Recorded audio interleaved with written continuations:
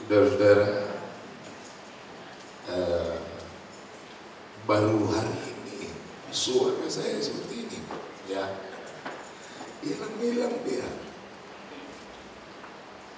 Puji Tuhan sajalah. Saya mau pamit, enggak, layani enggak enak, gitu ya. Baik, kita lihat. Kita lihat firman Tuhan saja pada sore hari ini. Hidup dengan percaya. Kita memulainya dari Yohanes 14.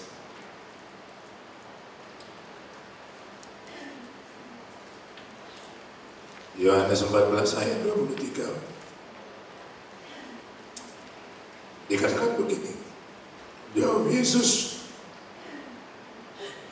jika seseorang mengasihi aku, ia akan menuruti firman-Ku, dan Bapa-Ku akan mengasihi dia, dan kami akan datang kepadanya dan diam bersama-sama dengan dia. Nah, Bapak Ibu sekalian, mengasihi Tuhan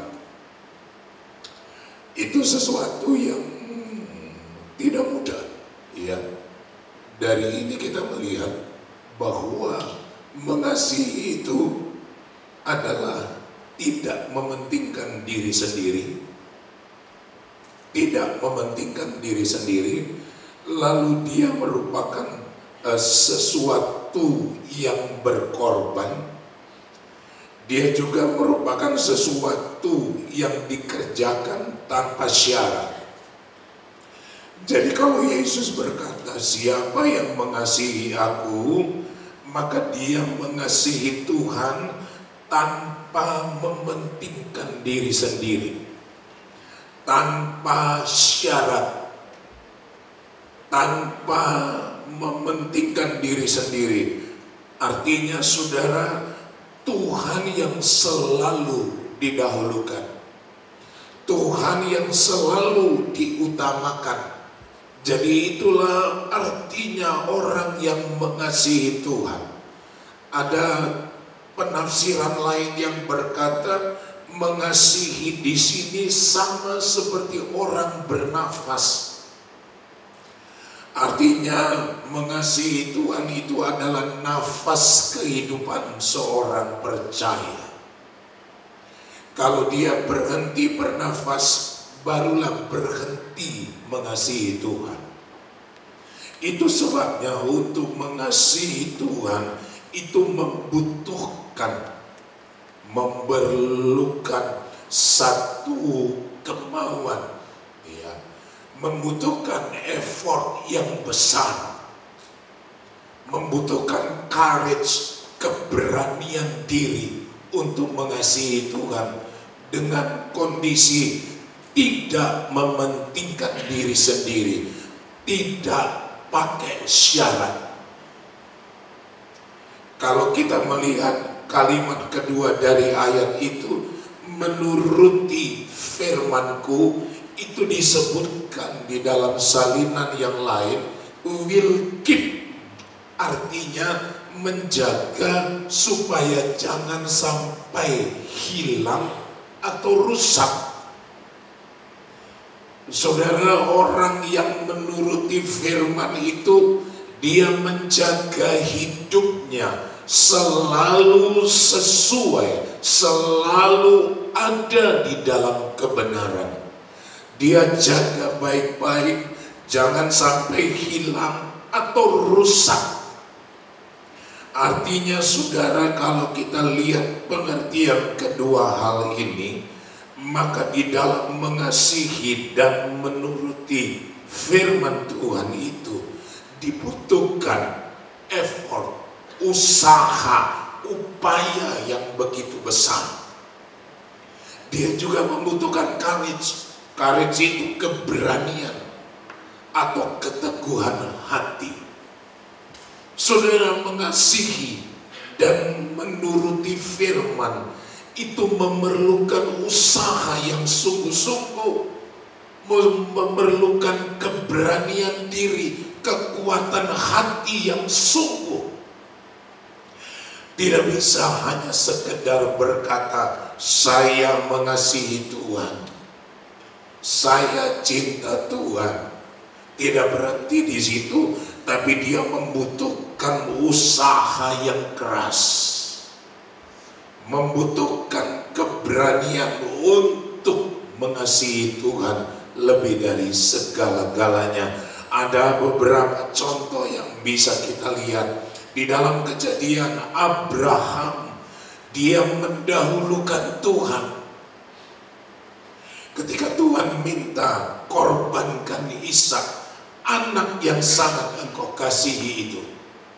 Saudara, kalau mau dipikir secara manusia, Abraham berkata, ini anak yang saya dapat di usia saya sudah tua. Ini anak adalah anak perjanjian. Ini anak adalah anak yang saya kasihi. Tetapi saudara, dia tahu dia harus menunjukkan kasihnya kepada Tuhan. Dia harus menunjukkan bagaimana hidup mengikuti firman Tuhan. Maka dia membuat keberanian. Ada keberanian dalam dirinya. Dia bawa Ishak naik ke bukit di mana tempat Tuhan tunjukkan untuk dikorbankan. Dia bawa. Ishak sempat bertanya kepada bapaknya, Pak, ini sudah ada kayu, sudah ada api, di mana anak dombanya?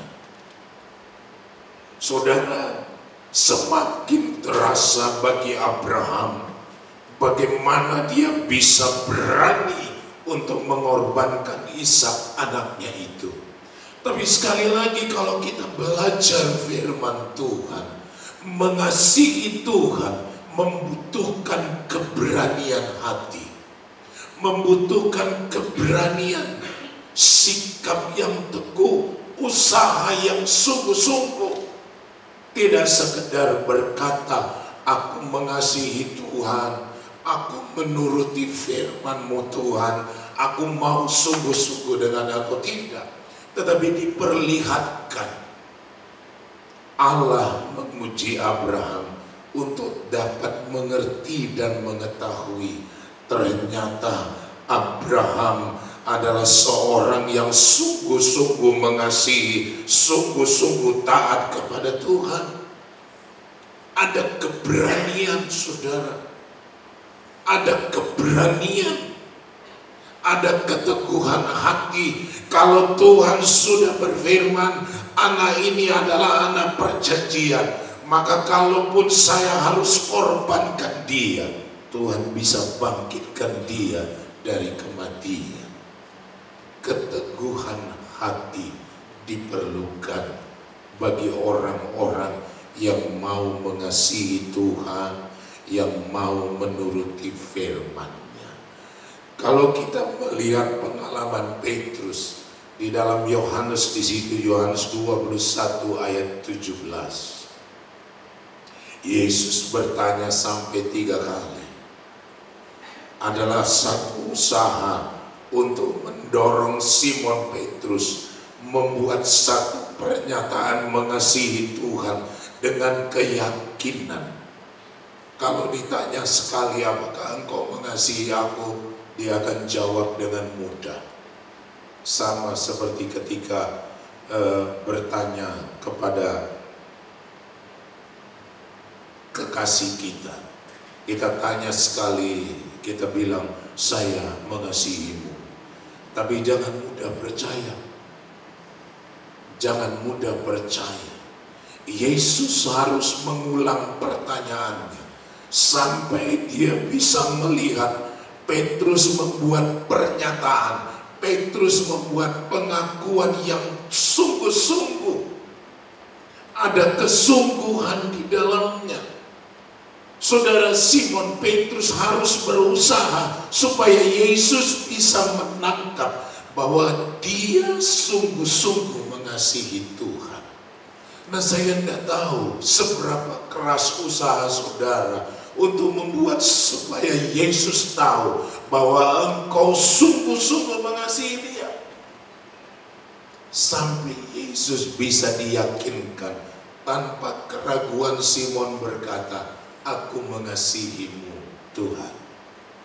Saudara, tidak mudah. Tetapi ketika kita dapat sampai di titik di mana kita bisa mengasihi Tuhan, bisa menjaga hidup terus di dalam kebenaran, maka kita akan mendapati kenyataan di Yohanes yang kita baca tadi. Maka Allah mengasihi kita dan Dia berdiam bersama-sama dengan kita. Kalau kita melihat pula pengalaman Simon, saudara ya, ketika Yesus berkata, Simon, tebarkan jalamu untuk menangkap ikan. Dia bisa punya banyak alasan. Tuhan, sudah sepanjang malam kami menebarkan jala, kami tidak dapat apa-apa, kami tidak memperoleh hasil. Tetapi mendorong diri untuk kembali melakukannya, mendorong diri, membawa diri supaya kembali mau mengerjakannya, itu tidak mudah. Kalau ditanya, sudah berdoa? Sudah berdoa. Sudah berapa lama berdoa? 2 tahun, 3 tahun, 4 tahun. Berdoa lagi. Sudah kesal dia. Sekali waktu ada seorang anak sekolah Alkitab. Dia pelayanan. Kemudian dia merasa itu bukan tempat panggilannya. Lalu dia datang kepada hamba Tuhan tua. Dia berkata, oh, saya mau pindah, saya mau tinggalkan pelayanan. Lalu pendeta itu berkata, sudah berapa tahun kau di situ? Sekian tahun, Om, katanya gitu ya. Kenapa kamu mau pindah? Rasanya bukan di situ panggilan saya. Pendeta tua itu langsung bilang, kamu harus tetap di situ sampai mati, kamu di situ. Gembala saya dulu berkata begini, jangan sampai kamu sudah di situ sekian lama, berdoa, menangis di situ, kamu pergi, orang yang gantiin yang panen, kamu yang rugi, katanya gitu.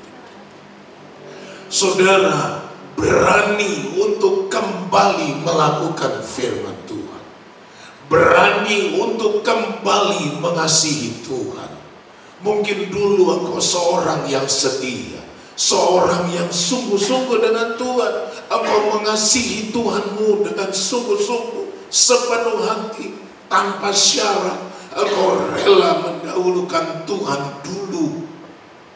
Tapi untuk melakukannya kembali sekarang, banyak yang menjadi halangan, banyak menjadi pertimbangan, banyak yang menjadi, ya kita sering angkat-angkat ke atas untuk menolak melakukannya kembali. Tetapi kita diajar oleh firman Tuhan pada malam hari ini, ayo milikilah keberanian, keteguhan hati, supaya kita bisa mengalami sampai kepada pengalaman bagaimana Tuhan berdiam di dalam kita.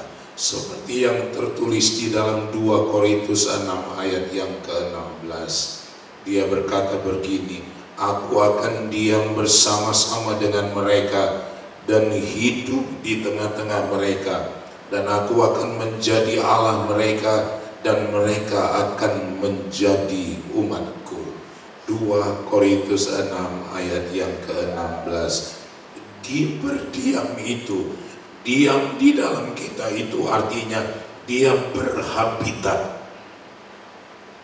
Dia berhabitat di dalam kita untuk mengembangkan sesuatu di dalam kita menuju lebih baik. Saudara, kebaikan dan keberhasilan saudara, keberkatan saudara, kemajuan saudara, keberhasilanmu, kebesaranmu, itu karena Allah inhabit, berdiam, membuat dirinya diam di dalam engkau. dia menginfluence, dia membangkitkan hal-hal yang baik di dalam engkau. Itulah untungnya, itulah hal yang kita alami ketika kita menjadi orang yang mengasihi Tuhan, orang yang berpegang kepada firman-Nya. Tuhan berdiam, Tuhan inhabit, membuat kita menjadi habitatnya. Artinya dia tidak bisa tidak, dia harus tinggal di dalam kita. Dia harus berdiam di dalam saudara. Dia harus ada di pekerjaanmu. Dia harus ada di keluargamu. Dia harus ada di segala usahamu. Dia harus ada di hari-harimu. Itulah inhabit. Dia membangunkan sesuatu yang baik, sesuatu yang positif di dalam saudara. Itulah buah dari seorang yang mengasihi Tuhan dan menuruti firman-Nya. Dia mendapatkan hal-hal yang baik. Tetapi ada satu hal yang layak kita perhatikan, terutama pada masa sekarang ini, saudara sekalian. Di dalam Wahyu 3 ayat 17. Wahyu 3 ayat 17. Bisa kita ucapkan bareng-bareng. 2, 3. Karena engkau berkata, aku kaya dan aku telah memperkayakan diriku dan aku tidak kekurangan apa-apa, dan karena engkau tidak tahu bahwa engkau melarat dan malang, miskin, buta dan telanjang. Saudara, Wahyu 3 ini menulis bagaimana jemaat Tuhan berubah. Ada pergeseran di dalam hidupnya. Saya menyebutkan di situ pergeseran motivasi, perspektif dan tujuan hidup. Karena orang-orang di Laodikia berkata, aku kaya. Mereka sekarang melihat diri mereka sebagai orang yang kaya karena Allah yang tadi berdiam di dalam dia menggerakkan, membangun hal-hal yang baik. Allah ada di pekerjaannya sehingga pekerjaannya menjadi lebih baik. Allah ada di usahanya sehingga usahanya berkembang. Allah ada di keluarganya sehingga keluarganya menjadi keluarga yang berhasil. Tetapi di dalam satu momen perspektifnya berubah. Tidak lagi melihat saya sebagai orang yang harus mengasihi dan menuruti firman Tuhan. Tapi mereka berkata, aku kaya. Dan sekarang tujuan hidupnya adalah memperkayakan diri. Dengan perspektif dan tujuan yang bergeser ini, maka motivasinya pun juga berubah. Motivasinya bergeser. Saudara, ini kejadian yang ada pada masa sekarang ini. Beberapa kali, saudara ya, saya ngobrol dan bercerita dengan beberapa anak Tuhan. Mereka cerita bagaimana ada si ini sudah terjebak dengan judi online. Si ini terikat dengan pinjaman online. Saudara, perspektif hidup, tujuan hidup, bagaimana melihat hari-hari kita, bagaimana melihat tujuan hidup kita. Kalau semua sudah berpikir bagaimana memperkayakan diri, maka dia akan melakukan apa saja untuk mencapai tujuannya itu. Karena bergeser tadi. Karena bergeser tadi, saudara. Tetapi sesungguhnya kehadiran Tuhan itulah yang sudah membesarkan kita. Kehadiran Tuhan itulah yang sudah membuat kita menjadi lebih baik. Tetapi ketika sudah menjadi baik, kita mengubah perspektif tadi. Kita sudah tidak lagi menjadi orang yang begitu intens mencari Tuhan. Kita tidak lagi menjadi orang yang berani mendahulukan Tuhan. Kita tidak lagi menjadi orang yang berani melakukan segala sesuatunya tanpa syarat. Kita tidak lagi seperti itu. Kalau datang di tempat ibadah, pinginnya selesai ibadah di jamu makan. Kita berubah. Perspektif sudah berubah. Berubah, dan berubah. Karena Allah yang inhabit tadi menggerakkan sesuatu yang menjadi baik, membuat baik, menjuat jadi besar, berhasil, diberkati, dan seterusnya. Lalu sekarang melihat dirinya, saya adalah orang kaya, saya sudah memperkayakan diri. Tujuannya sekarang seperti itu di dalam Wahyu 3 tadi, saudara. Dan ini kondisi zaman sekarang. Kondisi zaman sekarang. Dan kita tidak bisa berkata kita aman-aman saja. Tapi yang saya ingin sama-sama kita perhatikan, saudara, dampak dari kita mulai kehilangan arah tadi, maka menjadi suam. Menjadi suam. Menjadi suam. Artinya sudah kehilangan api, sudah kehilangan semangat, sudah kehilangan gairah, sudah tidak lagi tertarik untuk serius dengan Tuhan, tidak tertarik untuk sungguh-sungguh dengan Tuhan. Makanya kadang-kadang kasihan lihat pelayan-pelayan Tuhan yang mimpin pujian sudah semangat-semangat, urat lehernya keluar, tapi yang nyanyi diam-diam baik. Sudah tidak ada semangat, suam. Karena yang difikirkan adalah bagaimana memperkaya diri, bagaimana menjadi lebih lagi. Perspektifnya sudah berubah.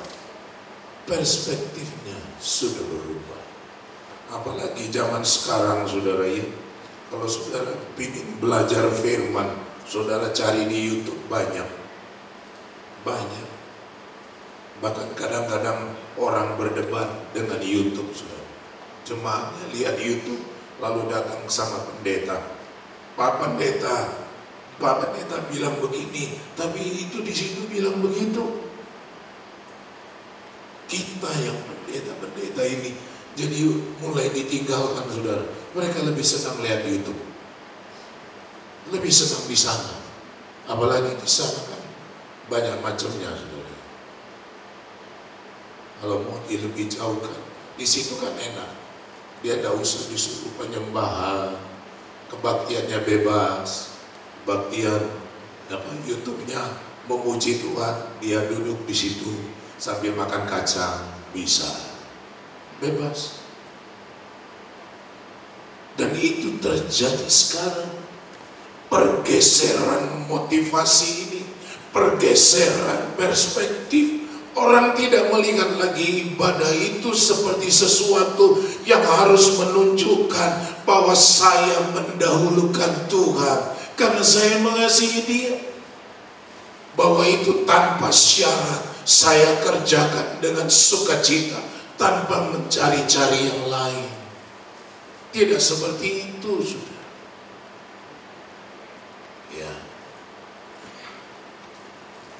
Waktu saya masih jadi pengerja, saudara ya, kalau datang ke tempat pelayanan itu, saya datang, nanti anak-anak itu belum mandi, dia nyemplung di sungai, buru-buru, Umi datang, rame-rame baru datang ke Bapak. Senang. Kadang-kadang saya datang karena harus mengunjungi rumah-rumah gitu ya. Anak-anak itu datang, ada yang lari langsung gendongan saya. Jalanlah kami rame-rame dari rumah ke rumah menjemputi untuk sampai di tempat kebaktian. Sekarang mau ajak orang tilik ke orang lain aja susahnya luar biasa, bukan? Ayo lihat si itu, nanti dulu lah, Umi aja lah, pendeta ini baik, saya nggak usah ikut-ikutan. Kalau om perlu mobil, nih pakai mobil. Lah saya bukan butuh mobilnya, butuh engkau ikut serta. Saudara, sekarang seperti itu adanya, perspektifnya sudah lain, sudah berbeda. Jadi tidak heran kalau sekarang banyak gereja-gereja juga yang berkurang jemaatnya, karena mereka lebih senang dengan YouTube, saudara. Tetapi saya senang anak-anak Tuhan, saudara ya. Ada yang bilang, oh, daripada online tidak rasa apa-apa katanya. Nah, bagus juga, saudara. Ada yang bisa bicara begitu. Tidak rasa apa-apa, om. Kalau ke gereja enak, di situ saya leluasa berteriak, di situ leluasa saya memuji Tuhan, saya mau berdoa sekeras apa juga bebas. Kalau di luar, di rumah belum tentu mau. Perspektif, bagaimana kita melihatnya sekarang, apa yang mau kita capai, dan itu menjadi motivasi di dalam kita menjalani hari kita. Masihkah kita ingin mengasihi Tuhan tanpa syarat tadi, mengasihi Tuhan tanpa mementingkan diri sendiri, mengasihi Tuhan yang menjadi seperti korban kita di hadapan Tuhan? Masihkah kita berusaha menjaga hidup kita ini supaya tidak rusak karena tidak hidup di dalam firman Tuhan? Saudara, kita belajar dari Daud. Daud itu seorang yang sangat-sangat dibanggakan oleh Tuhan. Sampai Tuhan sering bilang kepada keturunan Daud, kalau engkau mengikuti firman-Ku seperti hamba-Ku Daud. Sekali waktu dia jalan-jalan di atas rumahnya berlantai, ya. Dia jalan keliling-keliling. Tidak sengaja dia lihat Betseba lagi mandi. Saudara, pikirannya muncul. Lalu dia suruh panggil tuh Betseba, bawa ke rumahnya. Dipikirnya nggak ada yang tahu, saudara. Rupanya Tuhan tahu. Saudara, sampai Tuhan berkata kepada Daud, Daud, kalau kau anggap yang aku beri itu masih kurang, jangan takut minta lagi, jangan lakukan kejahatan, jangan melanggar firman. Aku masih sanggup memberkatimu lebih lagi. Tidak usah harus berubah pikiran. Nah, tetapi sekarang kita lihat di Laodikia ini, Wahyu ini, mereka berubah, perspektif mereka berubah. Mereka sekarang punya visi bagaimana membuat gereja, membuat dirinya menjadi kaya, bagaimana menjadikan dia orang yang super, saudara ya. Dan sekarang pun terjadi begitu. Tetapi kita belajar, kalau Tuhan ada di dalam kita, inhabit dalam kita, maka dia akan bergerak membuat segala sesuatunya bertambah baik, bertambah baik. Bukankah Tuhan kita belum berubah? Belum berubah. Dia masih tetap sama seperti dia yang berbicara kepada melalui firman Tuhan ini, sama seperti sekarang ini. Kalau dia berdiam di dalam kita, dia akan membangkitkan untuk menuju kepada lebih baik. Kita masuk kepada ayat-ayat lain, saudara ya. Saya ajak kita melihat satu ayat di dalam Matius 9 ayat 23. Markus 9 ayat 23. Saya lagi memperhatikan ayat ini dalam bahasa Inggrisnya. Yesus said unto him, if thou can believe, all things are possible to him that believe. Nah, kalau di dalam Alkitab kita dikatakan bahwa begini saudaranya, Markus 9 ayat 23, jawab Yesus, katamu jika engkau dapat, tidak ada yang mustahil bagi orang yang percaya. Saya tertarik dengan terjemahan ini. Yesus berkata kepada dia, kalau engkau dapat percaya, kalau engkau dapat percaya, artinya saudara, percaya itu haruslah sesuatu yang kita usahakan, sesuatu yang kita bangkitkan. Yesus berkata, kalau engkau dapat percaya, jika engkau dapat percaya, maka tidak ada yang mustahil, tidak ada yang tidak bisa. Nah, persoalannya saudara, bagaimana kita hidup sekarang? Wahyu tadi menulis ada pergeseran perspektif, tujuan hidup yang berpengaruh kepada motivasi dalam hidup ini. Tetapi Tuhan berkata, kalau engkau dapat percaya, kamu bisa percaya, dapat, mampu percaya. Persoalan kita di situ sekarang, saudara. Masihkah kita bisa mampu percaya kepada Tuhan hari-hari ini? Masihkah saya sebagai hamba Tuhan, masihkah saya bisa hidup sebagai seorang hamba Tuhan yang percaya kepada Tuhan? Dan kalau kebicara kepada saudara, masihkah saudara bisa hidup sebagai seorang yang percaya kepada Tuhan? Dengan kondisi sekarang, saudara, dengan kondisi sekarang, ada seorang yang boleh disebutlah pelayan Tuhan. Dia suka khotbah, saudara. Dia suka melayani di kumpulan-kumpulan. Tapi saya sedih ketika diberitahu dia terlibat judi online. Sampai parah-parahnya saudaranya, dia pinjam uang lewat orang lain. Orang lain ini pinjam uang ke istrinya. Rupanya istrinya itu suka minjemin uang, dia pakai orang lain. Orang lain ini minjem ke istrinya, orang lain itu kasih ke dia. Saking parahnya, saudara.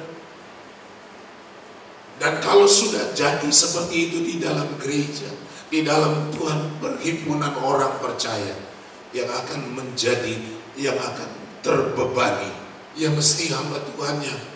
Jemaatnya cerita, Pak Pendeta, si itu punya utang karena terlibat judi online. Si itu punya utang ke sana, utang ke sini, utang ke sini. Sesama jemaat sendiri diutangi, akibatnya jadi masalah. Itu ada, dan saya sangat prihatin mendengar hal itu, saudara. Tapi itu tadi perspektif kita dalam menjalani hidup. Masihkah kita bisa berkata, saya mengasihi-Mu Tuhan, saya mau menuruti perintah-Mu? Atau kita sudah berubah perspektif kita, saya ingin memperkaya diri? Saudara, judi secara langsung aja bisa dikibuli, saudara ya. Waktu saya kecil, waktu muda, saya suka lihat tukang obat. Zaman saya muda itu ada tukang obat di pinggir-pinggir jalan. Dia main bola kecil di dalam tuh. Kelihatannya di situ, ternyata bukan di situ. Berapa kali ketipu? Apalagi judi online yang gak diketahui bagaimana ngocoknya, yang tidak pernah tahu bagaimana apa itu teknis-teknisnya, kok mau ikut dibodohi. Tapi itulah perspektif tadi, bagaimana orang melihat hidup sekarang. Dia ingin menjadi orang kaya, dia ingin memperkayakan diri, dan dia tidak peduli lagi dengan kebenaran-kebenaran. Nah, yang saya sayangkan, orang ini melayani Tuhan, suka menyampaikan firman, tapi main judi. Sangat-sangat menyedihkan. Saudara, itu terjadi. Ada sekarang ini. Tapi kita bersyukur, Yesus berkata, jika engkau dapat percaya. Kembali lagi kepada Yohanes tadi, bagaimana kita bisa mengasihi Tuhan dengan effort yang bersungguh, dengan courage yang besar tadi, keberanian, keteguhan hati untuk mendahulukan Tuhan. Maka kalau kita bisa membangun diri kita seperti itu, maka Yesus berkata, tidak ada yang mustahil bagi kita yang percaya. Tinggal bagaimana saudara memilih hari-hari ini. Ya, tidak ada yang bisa memaksa saudara, tidak ada. Tapi saudara sendirilah yang menentukan. Saudara mau bagaimana, saudara yang menentukan. Saya sampaikan firman. Firman ini sudah berminggu-minggu ada di dalam catatan saya. Sejak diberitahu jadwal saya hari ini, saya pikir, lah sudah, Tuhan sudah taruh ini. Tinggal saudara yang pilih sekarang. Apakah saudara mau merubah perspektif hidup saudara hari-hari ini sesuai dengan kitab Wahyu tadi, menjadi memperkayakan diri, mencari cara bagaimana supaya kaya, mencari cara bagaimana supaya engkau menjadi besar. Banyak yang bisa dikerjakan untuk hal itu, tetapi Yesus mengatakan, jika engkau dapat percaya. Jika engkau dapat percaya, if thou can believe, to be believe, percaya, maka tidak ada yang mustahil bagimu. Apa yang sedang engkau rindukan dan gumulkan, Tuhan sanggup menolong saudara. Ada seorang ibu, dia kerja di pasar, saudara ya. Dia suka meminjamkan uang. Nah, ada langganan-langganannya ini, saudara, hilang, entah kemana, tidak lagi ada di tempat itu. Kemudian dia dianggap sudah hilang saja begitu. Orang yang merantau kemana, tidak tahu.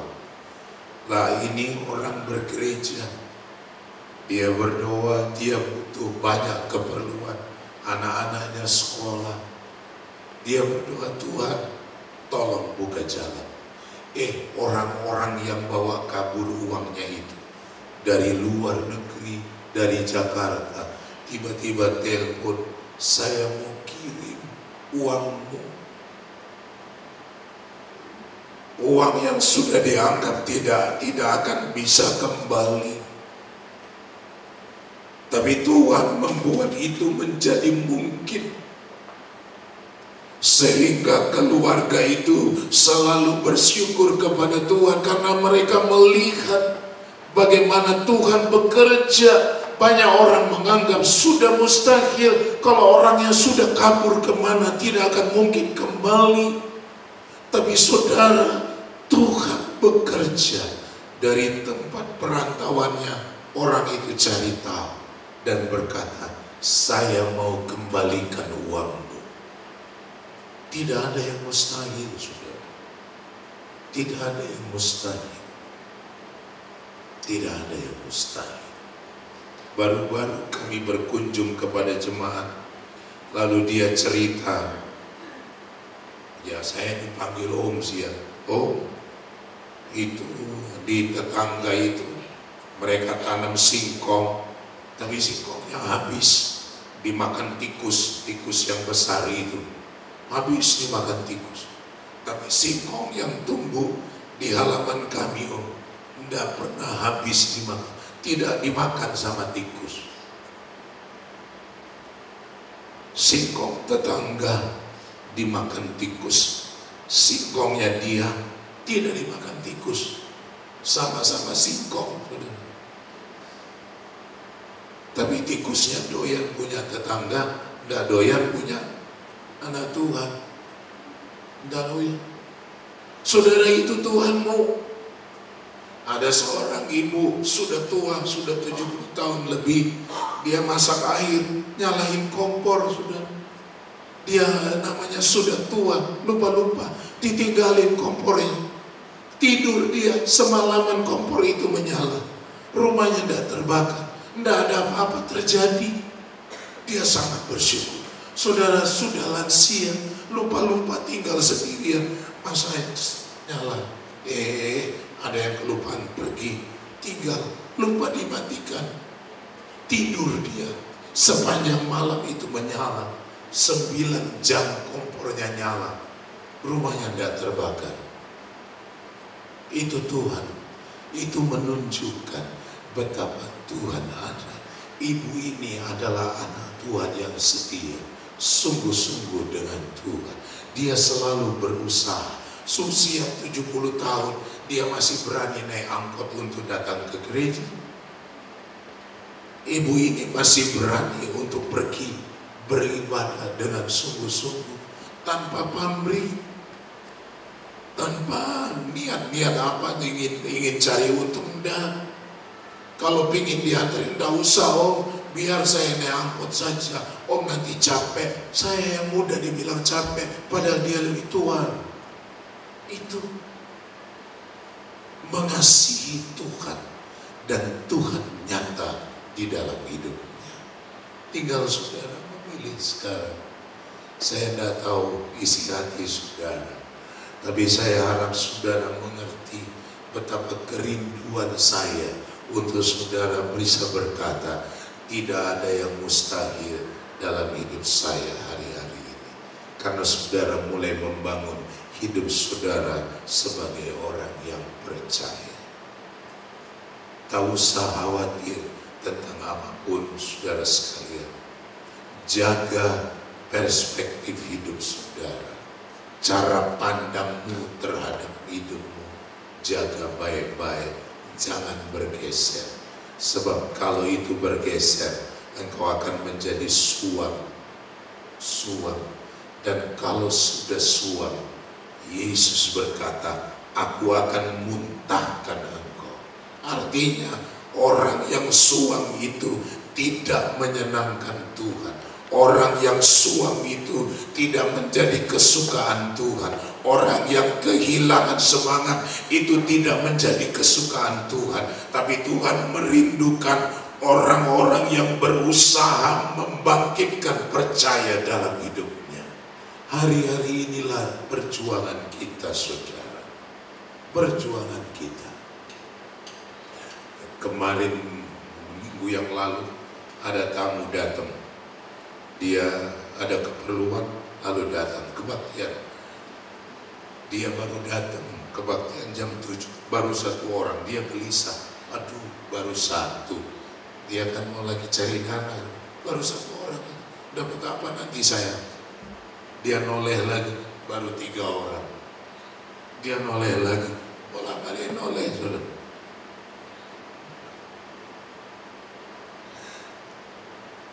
Lalu akhirnya dia lihat, wah puji Tuhan. Dia lalu bilang puji Tuhan, banyak yang datang. Setelah mulai penuh gerejanya, oh puji Tuhan banyak yang datang. Kalau masih 1 dia gelisah. Saya dapat apa nanti? Mau saya lagi butuh katanya gitu ya. Noleh lagi, 3. Apalagi kalau dilihat yang datang anak muda, anak remaja, ada apa-apa.